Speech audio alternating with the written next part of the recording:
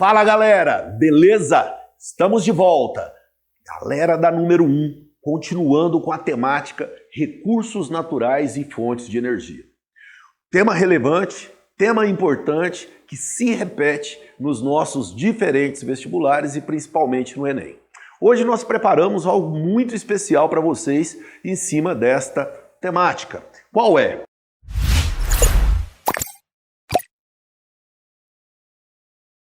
Hoje nós vamos tratar aqui com vocês de petróleo, um dos temas que mais se repete. Detalhe interessante, hein? Não aparece apenas na prova de geografia, às vezes aparece na química e às vezes até na prova de biologia. Então é uma temática das ciências humanas, é uma temática das ciências da natureza.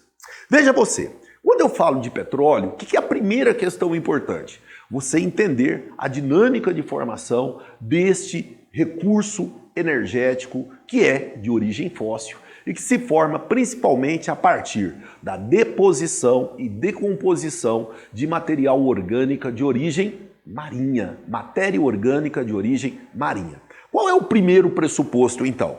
Que áreas em que encontramos petróleo provavelmente em um passado já foi o quê? Uma área oceânica. Cuidado com isso. Por quê? Isso é o senso comum. Você é muito mais do que isso.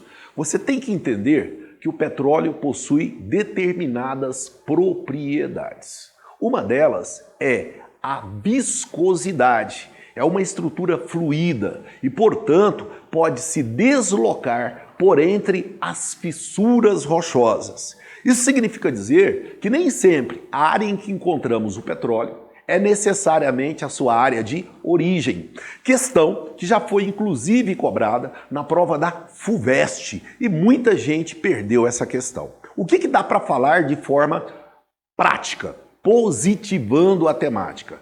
Que a sua origem tem a ver com o processo de atuação de bactérias anaeróbicas sobre matéria orgânica de origem marinha, principalmente o plâncton. Ponto. Onde eu posso encontrar o petróleo? Eu posso encontrá-lo em áreas de bacias sedimentares, onde ele estará em estruturas rochosas porosas, ou em ambientes oceânicos. Opa, importante essa informação, hein? Então eu tenho petróleo que pode ser encontrado em ambientes marinhos ou em ambientes continentais. Regiões como o Oriente Médio, a maior parte do petróleo ali existente é de origem continental, em grandes bacias sedimentares. Porém, em territórios como o do Brasil, 80% do petróleo explorado é petróleo de origem marinha. Então nós chamamos atenção aqui para você para duas questões iniciais. A primeira delas, como que se dá a dinâmica de comercialização do petróleo? Todos já ouviram falar, em algum momento em seus estudos, que a Organização dos Países Exportadores de Petróleo exerce o monopólio do petróleo. Desde quando? Desde os anos 60, quando foi criada essa organização supranacional, onde tem como objetivo central exercer o controle da produção e oferta do petróleo no mercado mundial. Então a OPEP ela é vista como um cartel do petróleo, que controla essa commodity e automaticamente determina os seus preços no mercado mundial. Você ouviu bem, controla essa commodity. Então o petróleo é uma commodity, é um produto de origem primária, logo é uma commodity global comercializada em bolsas de commodities. A maior, a Bolsa de Chicago, onde a variação do preço do barril é determinada pela lei da oferta e da procura. Por que nós estamos falando disso? Porque, por vezes, o exercício pode enfatizar o aspecto geopolítico do petróleo. Se ele fala disso, ele vai automaticamente associar com a variação dos preços do barril de petróleo no mercado mundial.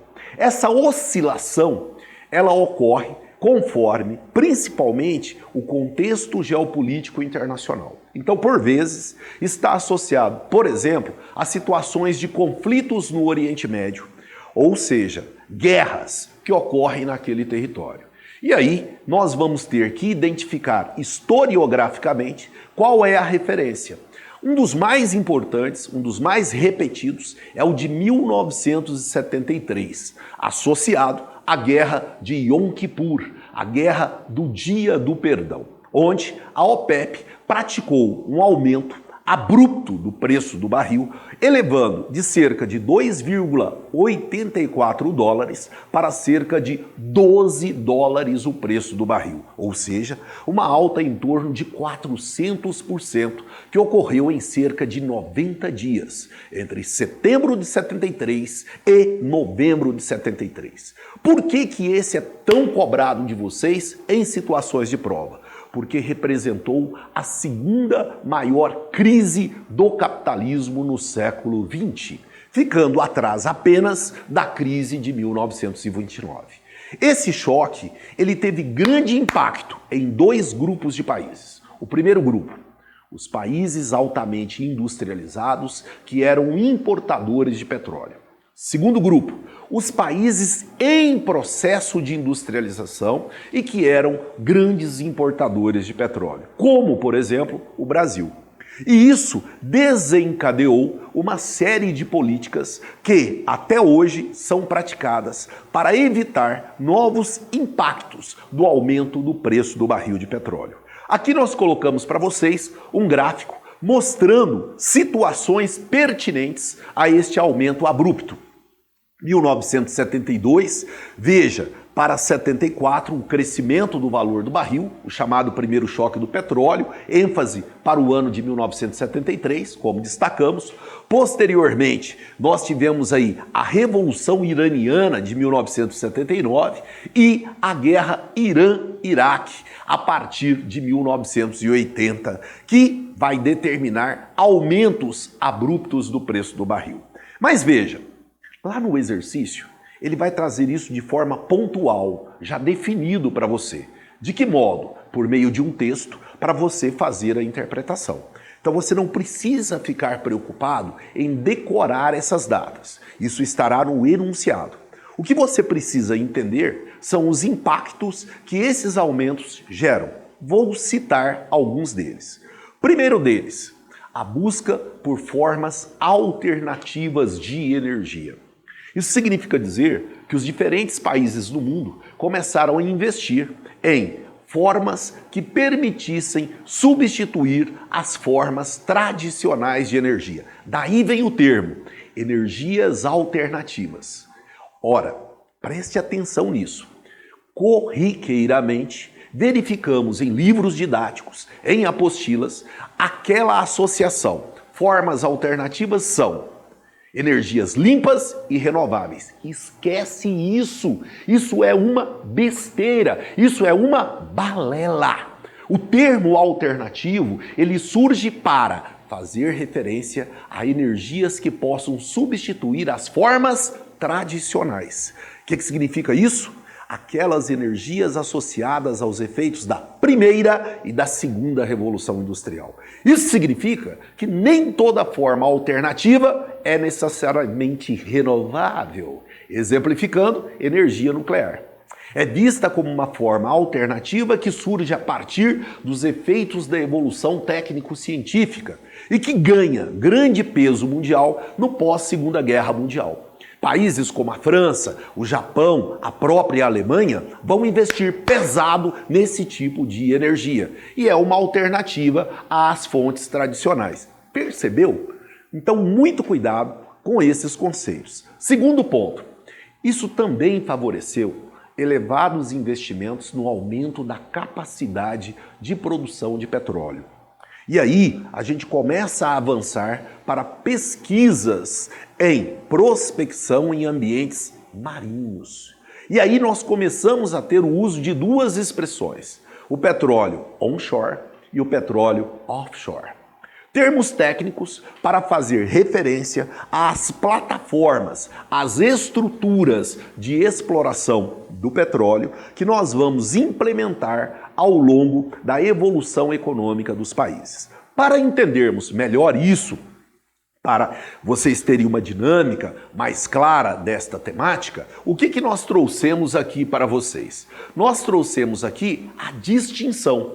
Você tem aqui, num primeiro momento, o petróleo offshore, que são aquelas estruturas que nós criamos em alto mar. É esse o tipo predominante no Brasil. 80% do petróleo brasileiro tem origem offshore, seja do pós-sal, seja do pré-sal. O pré-sal, que identificamos a partir de 2007 e que passou a ser a grande referência de reservas de petróleo do Brasil. Estima-se que hoje, com as reservas do pré-sal, o Brasil está entre os 10 maiores detentores de reservas de petróleo do mundo e que elevados investimentos ainda serão necessários para explorarmos na sua plenitude. Já o petróleo considerado onshore são aquelas estruturas que criamos em ambientes terrestres. É o caso que nós temos, por exemplo, em regiões como o Oriente Médio. O Brasil, isso representa cerca de 20%. E aqui nós colocamos para vocês você poderia falar assim, professor, eu preciso saber essa distinção? Veja você, principalmente aquele que quer fazer as paulistas.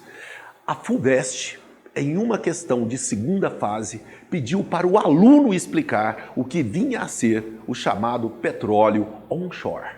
E muitos alunos deixaram essa questão em branco. Então esses conceitos, eles se tornam importantes à medida que eles têm uma representatividade na economia do Brasil e na economia mundial. Por quê? O petróleo offshore, explorado em alto mar, demanda tecnologia de ponta. E nesse quesito, a Petrobras é considerada a melhor tecnologia mundial de prospecção em águas profundas e ultraprofundas. Logo, neste segmento, ela é uma indústria de ponta, uma indústria de alta tecnologia. E você, óbvio, não pode perder esse tipo de exercício. Perfeito? Segunda questão que eu gostaria de ressaltar aqui para vocês é o seguinte.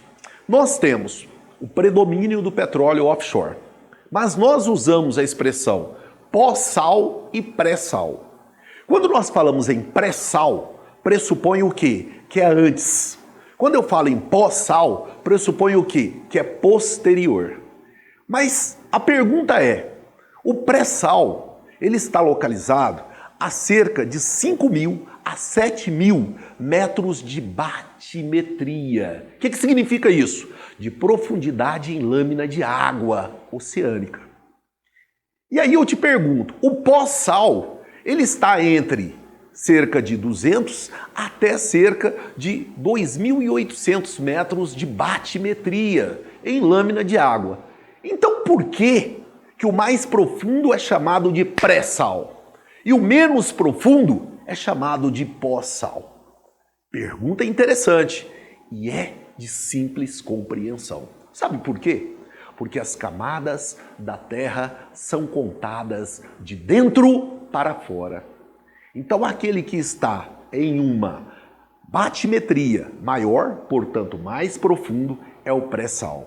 Aquele que está em menor batimetria, portanto menos profundo, é o pós-sal. Temática já repetida em questões de primeira fase em diferentes vestibulares do nosso país. Tá aí uma dica interessante para o Enem, já que esta é uma das novas riquezas energéticas do nosso país. Fique atento a essa dica. Vejamos ainda como isso tem aparecido nos nossos vestibulares. Colocamos aqui uma questão ampla para você interpretar. Veja. Sobre as características e os aspectos socioeconômicos do petróleo na Terra, assinale o que for correto. O petróleo é um hidrocarboneto explorado tanto em áreas de ambientes continentais quanto em áreas de ambientes marinhos. Perfeito. Perfeito. Petróleo offshore, marinho, petróleo onshore, continental. Perfeito? Tranquilo? O que nós temos ainda? Item 2. Na matriz energética mundial, o consumo de petróleo, que é uma fonte secundária de energia, está abaixo do consumo da energia hidráulica. Presta atenção no detalhe. Fonte secundária. Cuidado com isso, hein? Olha o conceito. Energia primária é a energia em estado bruto, encontrado na natureza, sem nenhuma transformação. Energia secundária já é energia transformada. Esse erro também vejo por demais em várias situações de prova. Tipo, potencial hidrelétrico, potencial hidráulico. Potencial hidráulico é energia primária, porque eu estou medindo, tá? O quê? O potencial de energia mecânica para movimentação de turbinas. É primário. Agora, quando eu falo em potencial hidrelétrico, eu estou falando da capacidade de produção instalada. É secundário. Ah, opa! Eu encontrei carvão. Na forma de quê? De hulha, energia primária.